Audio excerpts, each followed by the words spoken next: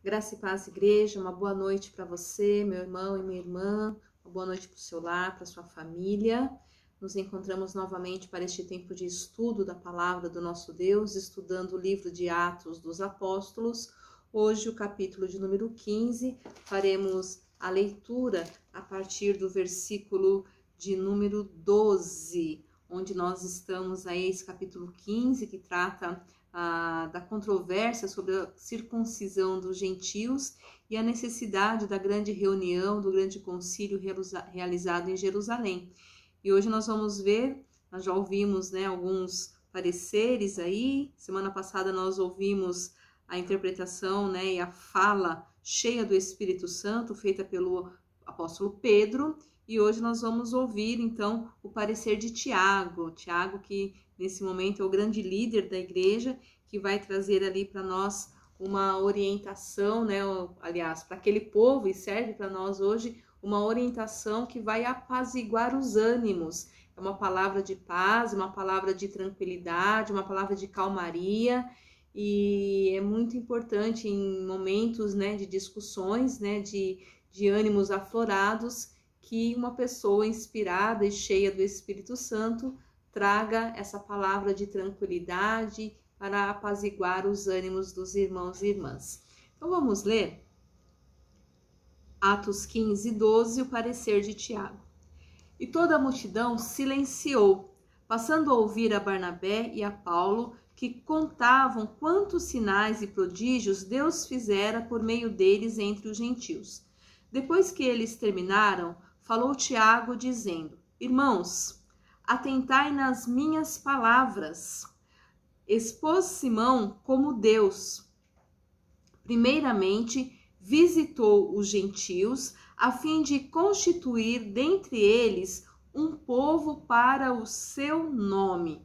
Conferem com isto as palavras dos profetas, como está escrito: Cumpridas estas coisas, voltarei e reedificarei o tabernáculo caído de Davi, e levantando-o de suas ruínas, restaurá-lo-ei, para que os demais homens busquem o Senhor e também todos os gentios sobre os quais tem sido invocado o meu nome, diz o Senhor, que faz estas coisas conhecidas desde séculos. Pelo que julgo eu, não devemos perturbar aqueles que dentre os gentios se convertem a Deus, mas escrever-lhes que se abstenham de contaminações dos ídolos, bem como das relações sexuais ilícitas, de carne de animais sufocados e do sangue,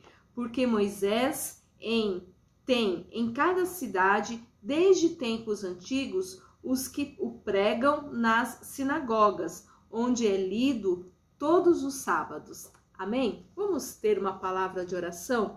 Deus de amor, com temor e tremor, estamos diante da tua santa palavra, corações gratos, ó Pai, pela tua presença, pela presença do teu Espírito entre nós, no meio de nós, em cada coração, em cada mente. E agora, Deus, clamamos pela tua misericórdia, que o Senhor nos abra, Senhor, o entendimento, nos abra a visão, os ouvidos, nos dê sensibilidade à tua voz, nos dê, ó Deus, coragem, força, ousadia, para que possamos ser não apenas ouvintes, mas praticantes da tua palavra. Dê-nos a tua graça, tenha misericórdia de nós, ó Pai, fala conosco, é a nossa oração e a nossa gratidão, no nome poderoso de Jesus. Amém.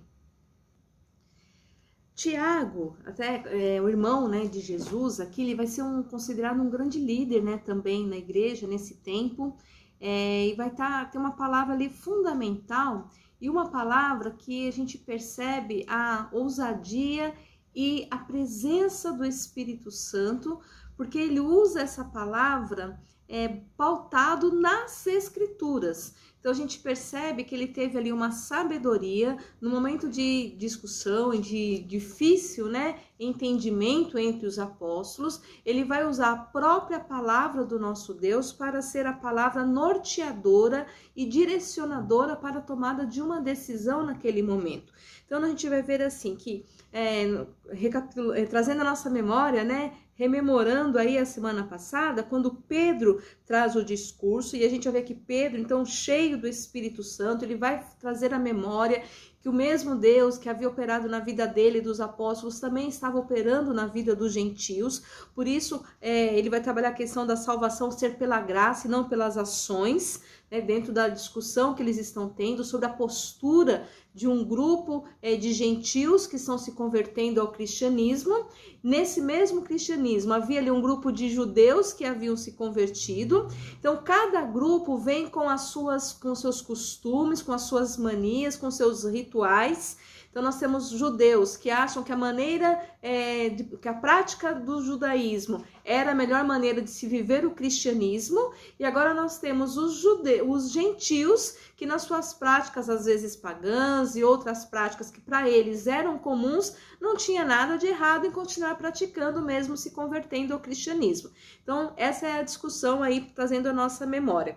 Então Pedro se levanta no meio dessa discussão e fala assim, olha, os judeus que se converteram ao cristianismo querem impor um cargo, um fardo sobre os gentios que também se convertem ao cristianismo, que nem os próprios judeus puderam suportar, né? Nem os pais, né? Ele vai dizer aqui, nem os pais puderam suportar. Tá no versículo 10. Agora, pois, por que tentais a Deus pondo sobre a serviço os discípulos um jugo que nem os nossos pais puderam suportar? E aí ele vai dizer assim, mas nós cremos que nós somos salvos pela graça. E essa mesma graça que manifestou-se a nós pelo amor de Jesus, também tem se manifestado por meio do Espírito Santo, que tem batizado, tem abençoado muitas vidas. E não só os judeus foram batizados com o Espírito Santo, mas também os gentios receberam o Espírito Santo. Ora, se Deus está abraçando nessa fé tanto judeus como gentios, quem somos nós para dizer que não? Para dizer que os gentios estão errados e os judeus estão certos, ou vice-versa. E diante dessa fala, né, de ousadia de Pedro, cheio do Espírito Santo, latido. Então, Pedro, com toda essa ousadia e cheio do Espírito Santo, ele vai falar no meio dos apóstolos, e Tiago, então, vai trazer ali a responsabilidade para si. Ele vai dizer o seguinte, né? Diante daquele silêncio, porque daí todo mundo fica em silêncio, a impressão que a gente tem é que, poxa, caiu a ficha de todo mundo. É verdade, né? O mesmo Espírito Santo que caiu sobre, né, veio sobre a vida dos judeus, também veio sobre a vida dos gentios. Então, se Deus não faz acepção de pessoas, quem somos nós para fazê-lo? Então há aquele silêncio ali no meio de todo mundo, e Paulo e Barnabé então começam a novamente testemunhar aquilo que Deus havia feito por meio da vida deles. Começaram a contar os sinais, os prodígios, né? As curas, os milagres, aquilo que aconteceu na vida dos gentios, ou seja, o mover de Deus, o poder de Deus, a obra do Espírito Santo, por meio da vida dos apóstolos, né? Por meio da vida de Paulo, por meio da vida de Barnabé, estava acontecendo na vida dos gentios. Então, o testemunho ali deles vem então enfatizar e ratificar a palavra que Pedro acabara de proclamar no meio dos apóstolos. Então, depois que eles terminaram de falar, entra Tiago, também com ousadia, também com discernimento, também cheio do Espírito Santo. E a fala de Tiago é a seguinte: irmãos, atentai nas minhas palavras. Então ele fala assim, olha, Pedro falou, Paulo falou, os que concordavam, os que não concordavam, todo mundo falou, então agora prestem atenção naquilo que eu tenho para dizer para vocês. E aí ele vai dizer, Pedro, né, ele chama de Simão, ele expôs como Deus primeiramente visitou os gentios. Ele vai lembrar daquilo que Pedro falou, a fim de constituir dentre eles um povo para o seu nome. Então Tiago, ele vai trazer aqui um resumo de tudo que está acontecendo. Ele vai dizer, olha, Pedro nos disse que Deus visitou os gentios. Sabe por quê? Porque Deus está chamando um povo para ser o seu povo, para ser chamado pelo seu nome. Parênteses aqui, a gente vai lembrar lá na carta de Efésios, no capítulo de número 2, né? Paulo vai dizer assim, que Deus, né? Paulo vai dizer assim, lá no capítulo 3, versículo 14 de Efésios, Por essa causa me ponho de joelho diante do Pai, de quem toma o nome toda a família, tanto no céu como na terra. Então, e antes disso, ele vai trabalhar a questão da separação, a separação que havia entre os gentios e judeus, e que havia uma parede que separava, e que essa parede foi derrubada por Jesus, né? Então ele vai falar assim, esse Jesus derrubou a parede da separação e proclamou ou evangelizou a paz para ambos os povos. E de ambos os povos ele faz um único povo. Então a gente vê que a grande questão aqui é não permitir que uma situação pontual, e é claro, outras situações vão surgir no decorrer da formação da igreja, como surgem hoje nas nossas igrejas, mas o que é importante a gente perceber nesse texto é que nenhuma situação pode ser mais forte ao ponto de trazer divisão no meio do povo de Deus. Então, quando Tiago se levanta, e Tiago vai dizer assim, irmãos, Pedro expôs que Deus visitou os gentios porque Deus está constituindo o seu povo, um povo para chamar de seu, ou seja, um único povo. Deus não está chamando povo judeu de um lado, povo gentil de outro lado, ou outros povos que a gente quiser acrescentar, o povo brasileiro aqui, o povo americano ali, o povo... Não é isso que Deus está chamando, e Tiago está pontuando e trazendo esse ensinamento. Deus está chamando, está visitando os gentios, que não eram considerados, agora são considerados, né? E Paulo vai dizer isso lá em Efésios, que antes não eram considerados povo, mas agora sois povo de Deus. Antes vocês não eram, mas agora vocês são. A gente vai ver que vai chegar nessa conclusão lá, o apóstolo Paulo vai trazer esse ensinamento para nós. E Tiago está dizendo isso já de antemão.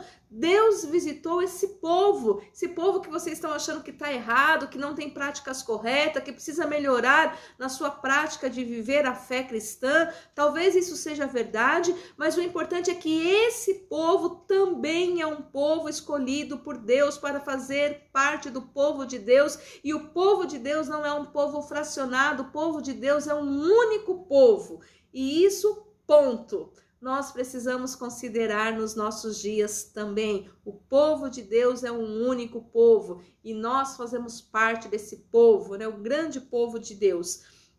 Então, quando Tiago, né, ele faz essa colocação que Deus está constituindo um único povo, ele vai usar ali um texto bíblico. Ele vai se basear na palavra de Deus como a base para a sua interpretação ou para a sua conclusão dessa situação. Ele vai dizer lá no versículo 16, ó, cumpridas estas coisas, voltarei e reedificarei o tabernáculo caído de Davi, e levantando-o de suas ruínas, restaurá-lo-ei.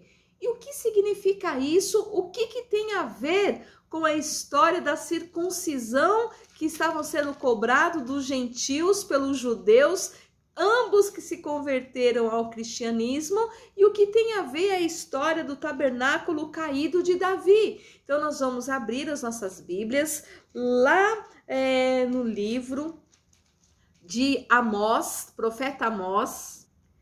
Amós, capítulo de número 9, versículo de número 11, nos diz assim, ó: naquele dia levantarei o tabernáculo caído de Davi, repararei as suas brechas e, levantando-o das suas ruínas, restaurá-lo-ei como fora nos dias da antiguidade, para que possuam o restante de Edom e todas as nações que são chamadas pelo meu nome, diz o Senhor, que faz estas coisas. Eis que vem dias, diz o Senhor, em que o que lavra segue logo o que ceifa, e o que pisa as uvas ao que lança semente. Os montes destilarão mosto, e todos os outeiros se derreterão. Então perceba que para tomar uma decisão sobre a situação e como orientar a Igreja de Cristo, a palavra de Deus deve ser o que traz a orientação, né? O norteador. para a caminhada do povo de Deus sempre precisa ser a palavra de Deus. E aí a gente traz a nossa memória, a nossa prática metodista, né? O nosso fundador do metodismo, John Wesley, que vai dizer que a Bíblia, né? Ele é conhecido como o homem de um livro só, e a gente sabe que ele leu muitos livros, deu aula de muitas matérias, mas o que guiava a sua vida, o que orientava a sua vida, o que trazia para ele a prática cotidiana era a Bíblia, era a palavra de Deus. E a gente vê isso agora na ação de Tiago, quando Tiago vai trazer ali uma palavra que vai trazer paz, vai apaziguar os ânimos dos apóstolos que estavam ali naquele momento fervendo no meio daquela discussão. Tiago então vai fazer o quê? Vai dizer, olha só, o que nos diz a palavra de Deus? Olha só, o que a Bíblia nos ensina? Como devemos proceder? E aí ele vai recorrer ao Antigo Testamento, vai recorrer aos profetas, ao livro dos profetas, o profeta menor Amós, quando ele está se referindo então a essa restauração, onde não seria um tabernáculo para um povo exclusivo, né, de certa, né, doutrina ou de certo costume, mas para todos os povos e todas as nações. Lembrando também que o próprio Jesus vai dizer o quê? Que a minha casa será chamada casa de oração para todos os povos. Glória a Deus por isso, porque a palavra de Deus, ela se completa. Então, num momento de discussão, num momento de ânimos ali afervorados, é necessário trazer à memória a palavra de Deus que fala: a minha casa é casa para todos os povos, né? É hora, né? E ele fala assim, tá sendo cumprida, na visão de Tiago, tá sendo cumprida a profecia. A casa de Davi está sendo restaurada. Agora ela passa a ser casa de todos os povos. E a palavra de Jesus, né? Casa de oração para todos os povos. Para que os demais homens busquem o Senhor e também todos os gentios sobre os quais tem sido invocado o seu nome. Então, a casa de Deus, a igreja, o povo de Deus, é um povo que está acolhendo cada vez mais pessoas, porque é para todos os povos, para todas as nações, tá certo? E aí ele continua, né? Ele continua o seu discurso, ele vai dizer, diz o Senhor que faz essas coisas, são conhecidas desde os séculos. Pelo que julgo eu, e aqui Tiago continua, né, na sua fala, julgo eu, não devemos perturbar aqueles que dentre os gentios se convertem a Deus. Ou seja, então olha só, se está sendo restaurada a casa de Davi, o tabernáculo, o templo, casa de Deus, agora é para todos os povos, então não devem, né, as pessoas que estão se achegando serem perturbadas, é a palavra que ele coloca aqui. Não se perturbem os gentios que se convertem a Deus, mas vamos escrever uma carta. Lembra que eles estão vindo de Antioquia para Jerusalém para discutir a situação dos gentios que estavam se convertendo ao cristianismo e estavam sendo cobrados pelos judeus que já haviam se convertido ao cristianismo sobre a prática dos conceitos do judaísmo. Especificamente, aqui estava sendo cobrado deles a circuncisão. E aí, então, ele vai dizer assim, olha, vamos escrever uma carta para os gentios, com algumas orientações que são importantes. Não só em relação, né, à questão da circuncisão, mas havia outras práticas que os gentios tinham que deveriam ser observados alguns cuidados. Então, olha, vocês têm essa prática, vocês tinham essa prática, mas essa prática precisa ser melhorada, ela precisa ser trabalhada. Algumas, se possível, deixem de lado, né? Outras, é importante que vocês realmente deixem de lado. E aí ele vai dar aqui para nós 4 situações que precisavam ser observadas. E são elas então. Primeiro, que se abstenham das contaminações dos ídolos. O que significa se abster das contaminações dos ídolos, né? E aí a gente precisa observar aqui alguns detalhes. Lá em Êxodo, capítulo 34, versículos 15 a 17, Êxodo 34, do 15 ao 17, nos diz assim, ó. Não façam aliança com os moradores da terra, para não acontecer que, em se prostituindo eles com os deuses e lhes sacrificando, alguém os convide e vocês comam dos seus sacrifícios. Também para que não aconteça que vocês escolham para os seus filhos mulheres do meio das filhas deles, e essas, ao se prostituírem com os seus deuses que adoram, façam com que também os seus filhos se prostituam com esses deuses. Não façam deuses de metal para vocês. Então perceba, a situação que está acontecendo aqui é que eles tinham essa prática de viver uma vida de contaminação, era no sentido de adorar a outros deuses. É que a gente está vendo o cuidado com a infidelidade. Então, o que era importante?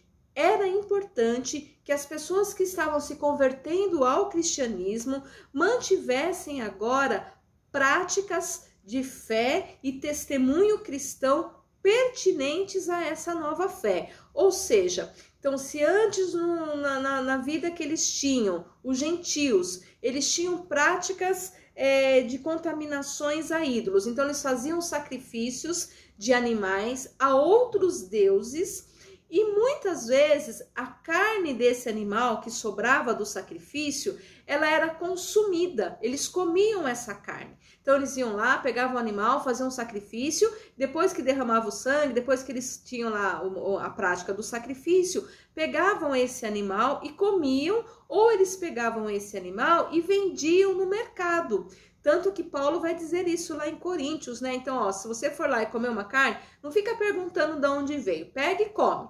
Agora, se por causa da consciência, né? Não é porque é proibido, é a consciência. Você fica com a consciência pesada. Poxa, eu comi uma carne que foi sacrificada a um deus, a um outro deus. Então, é complicado. Então, para que não aconteça isso, não pergunte, pega e come. Se você ficou sabendo, não come. Não come por causa da consciência, ok? Então, quando Tiago está trazendo essa orientação importante, porque essa é uma orientação importante. Então, se você se converteu ao cristianismo, você não pode mais agora manter uma aliança com outros deuses. Você não pode viver uma vida de infidelidade. Lembrando que uma das características centrais de Javé ou do Deus de Israel é que que agora ele é o único Deus, é o monoteísmo, adoração a um único Deus. E isso era um pouco estranho, porque havia o costume de se adorar a vários deuses. A gente vai ver quando Paulo vai chegar, né, lá na cidade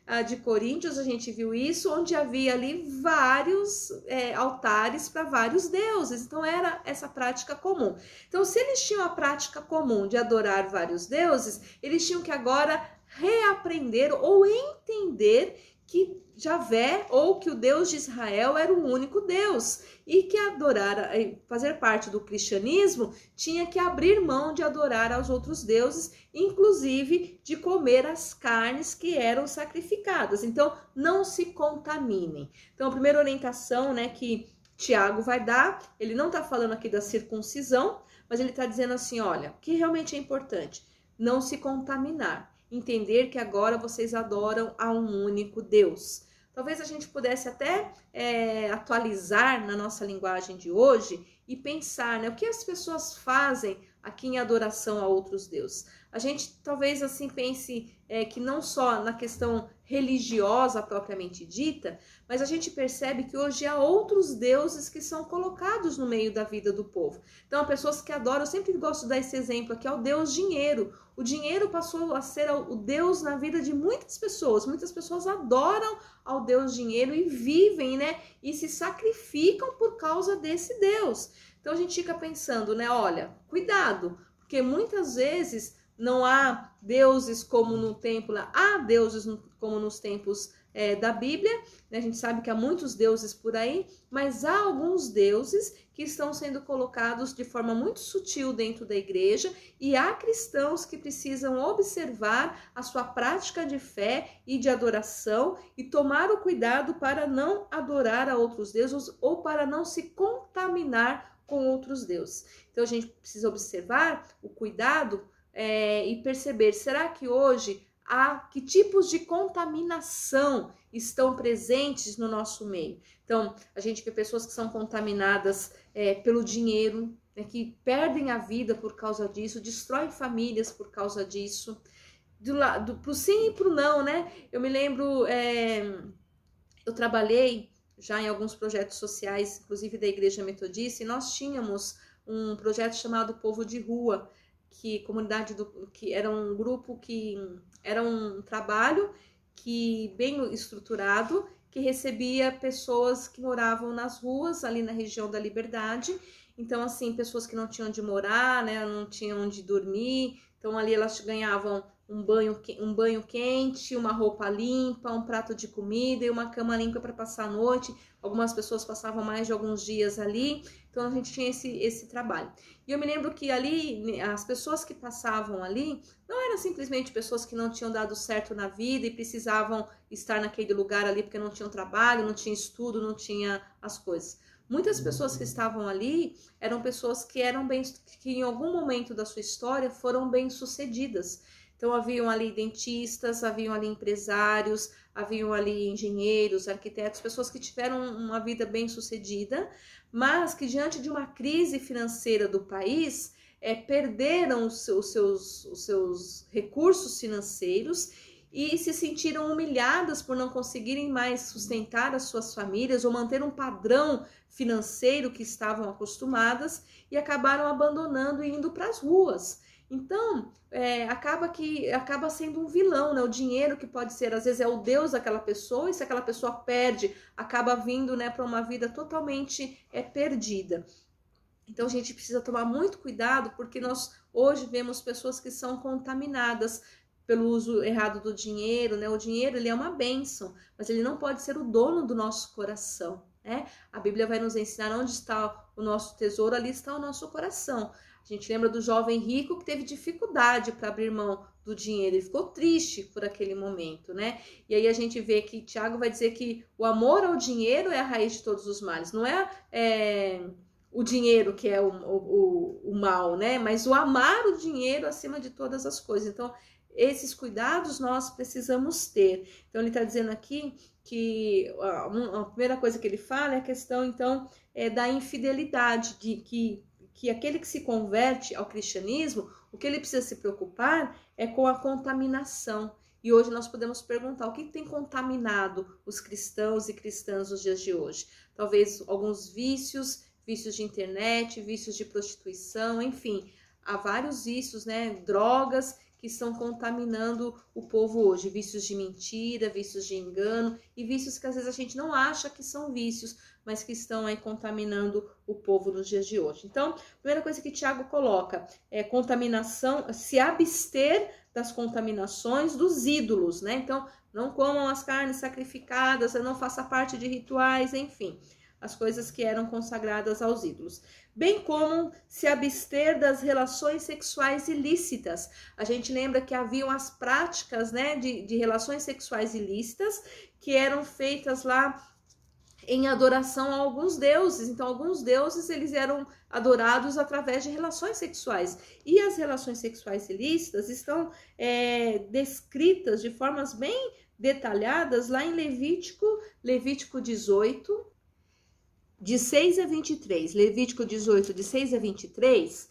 Aí depois eu quero pedir que você leia com mais calma esse texto, que eu vou ler bem rapidinho. Diz assim, ó: nenhum homem se chegará a qualquer parenta da sua carne para lhe descobrir a nudez. Eu sou o Senhor. Não descobrirá a nudez de teu pai e de tua mãe, ela é tua mãe. Não lhe descobrirá a nudez. Não descobrirás a nudez da mulher de teu pai, é nudez de teu pai.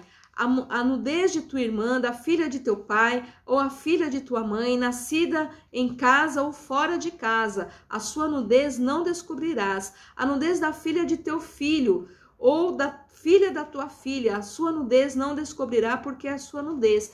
Então aqui, você continua lendo todo o texto, ele vai falar assim, do pai, da mãe, do tio, do vô, da avó, do sobrinho, da sobrinha, do neto, é pessoa da família, da parentela, não dá para ter relações sexuais entre essas pessoas. Hoje a gente vê, infelizmente, né, às vezes até pai e avô que abusam, né, do neto, da neta. Então, é um pecado, né, terrível, e é uma orientação aqui que Tiago tá trazendo para eles, né? Se abstenham disso, se abstenham das relações sexuais ilícitas. E a outra coisa que ele vai falar, as outras duas coisas são também se abstenham da carne de animais sufocados e do sangue, porque eles tinham também essa prática, né, de estar comendo e fazer o uso do sangue, que não deveria ser usado, como tá o texto lá que vai trazer para nós em Levítico também, mas capítulo 17, versículos 10 a 16, que vai falar ali a questão do sangue.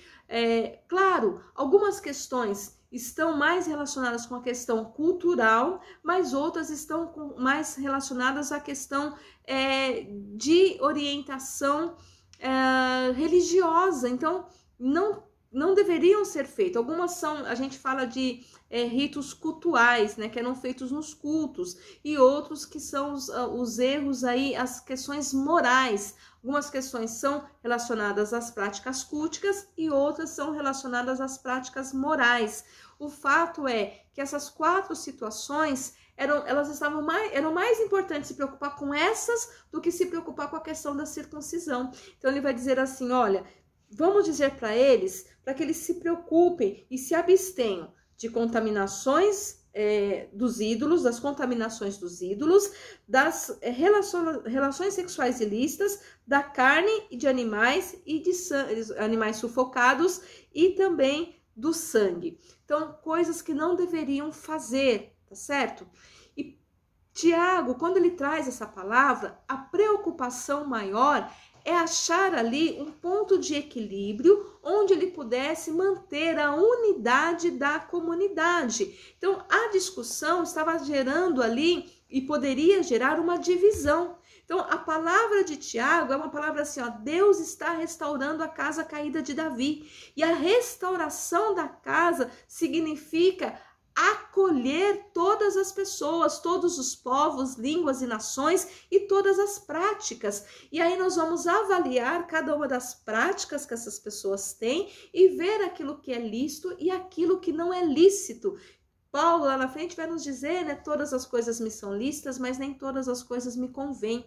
Algumas coisas eu não devo praticar porque aquilo vai causar escândalo na outra pessoa. Não é errado, porque eu aprendi a fazer assim. Mas se eu fizer, eu vou escandalizar. Então, o que eu tenho que colocar em primeiro lugar é o amor ao meu irmão.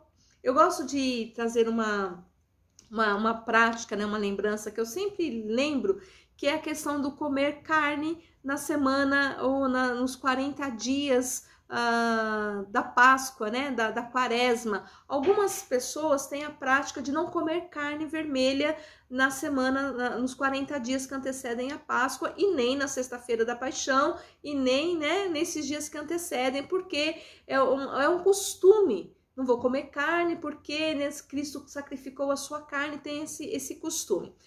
Para outras pessoas, isso não tem problema nenhum, porque nós não estamos, para nós é um costume que não faz parte